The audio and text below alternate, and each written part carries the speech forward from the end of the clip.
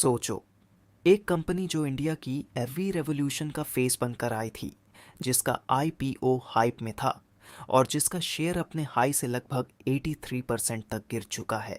क्या ये सिर्फ एक फेल्ड हाइप स्टोरी है या फिर ये एक साइलेंट कमबैक अपॉर्चुनिटी हो सकती है?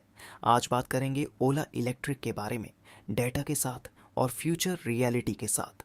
हाई से 83% डाउन, क्या वाया मेटल भी? ओला इलेक्ट्रिक का शेयर अपने ऑल टाइम हाई से लगभग 83% तक गिर चुका है। ये सिर्फ करेक्शन नहीं होता, ये सेंटीमेंट कोलैप्स होता है। जब कोई स्टॉक इतना गिरता है तो दो टाइप के लोग होते हैं।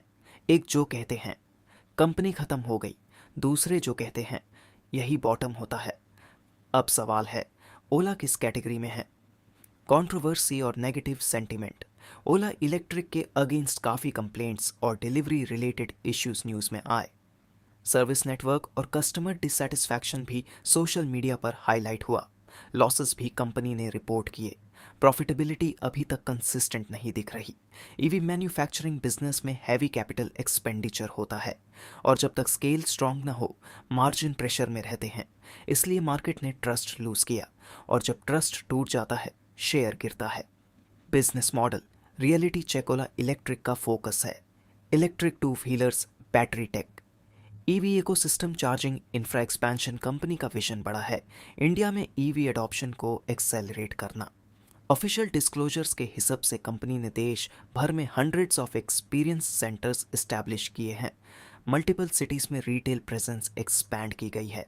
इसका मतलब ग्राउंड लेवल पर बिजनेस एक्सपैंड करने की कोशिश हो रही है। पर एक्सपेंशन और प्रॉफिट दोनों अलग चीज़ें हैं। फाइनेंशियल साइड, कोर प्रॉब्लम अब सबसे बड़ा कंसर्न है, लॉसेस। कंपनी का रेवेन्यू ग्रो हुआ लेकिन बॉटम लाइन अभी प्रेशर में है। लॉस मेकिंग कंपनीज में वैल्यूएशन स्टोरी फ्यूचर पर दिखती है। अगर ग्रोथ स्लो हुई, स्टॉक और प्रेशर में आ सकता है। मार्केट अब हाइप नहीं देखता, मार्केट नंबर्स देखता है और नंबर स्टेबल नहीं हुए तो रिकवरी मुश्किल होती है। बुल केस, क्या ओला वापस आ सकता है? अब पॉजिटिव एंगल भी देखते हैं। इंडिया में ईवी एडॉप्शन फास्ट ग्रो हो रहा है। पेट्रोल प्राइसेस हाई रहते हैं, गवर्नमेंट ईवी पुश करती है।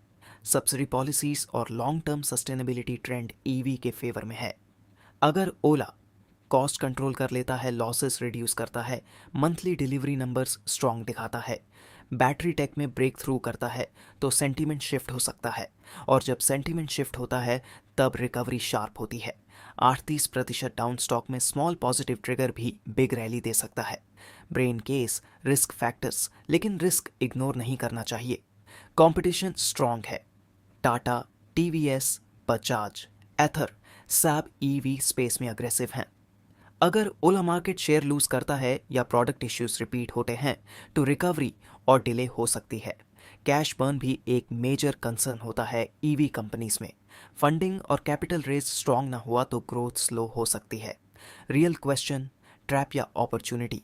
जब कोई स्टॉक 83% गिरता है, लोग सोचते हैं चीप मिल रहा है, पर चीप और वैल्यू अलग चीज़ें होती हैं। अगर बिजनेस इंप्रूव नहीं हुआ तो चीप स्टॉक और चीप होता है, पर अगर टर्न अराउंड साइन आए तो यही स्टॉक मल्टी बैगर स्टोरी बन सकता है। Future triggers to watch. अगर तुम सीरियसली ओला को ट्रैक करना चाहते हो तो ये चीज़ें देखो। क्वार्टरली लॉस ट्रेंड इम्प्रूव हो रहा है या नहीं, डिलीवरी नंबर्स ग्रो हो रहे हैं या flat, new model launch response कैसा है, गवर्नमेंट ईवी पॉलिसी का सपोर्ट, स्ट्रेटेजिक इन्वेस्टर या पार्टनरशिप न्यूज़। ये सब सिग्नल्स फ्यूचर डायरेक्शन बताएंगे। इमोशनल ट्रूथ, रिटेल इन्वेस्टर का सबसे बड़ा प्रॉब्लम होता है, वो या तो पीक पे खरीदता है या पैनिक में बॉटम पे बेच देता है। ओला ने दोनों इमोशंस दिखाए हैं, हाइप के टाइम ग्रीड, क्रैश के टाइम फियर। अब स्मार्ट इन्वेस्टर को इमोशन साइड में रख कर डेटा देखना होगा। Final verdict, Ola electric high risk high reward category में आता है। शॉर्ट टर्म में वॉलेटिलिटी रहेगी, लॉन्ग टर्म में ईवी एडॉप्शन स्टोरी स्ट्रांग है, लेकिन एग्जीक्यूशन डिसाइड करेगा फ्यूचर। ये गारंटीड कमबैक स्टोरी नहीं है, लेकिन गारंटीड फेलियर भी नहीं है। डिसीजन लेने से पहले रिस्क टॉलरेंस समझो। आउटरो, आप क्या सोचते हो, ओला ट्रैप है या future EV comeback story? Comment में ज़रूर लिखो। और अगर आपको ऐसे plus data based honest analysis चाहिए तो चैनल को सब्सक्राइब करो।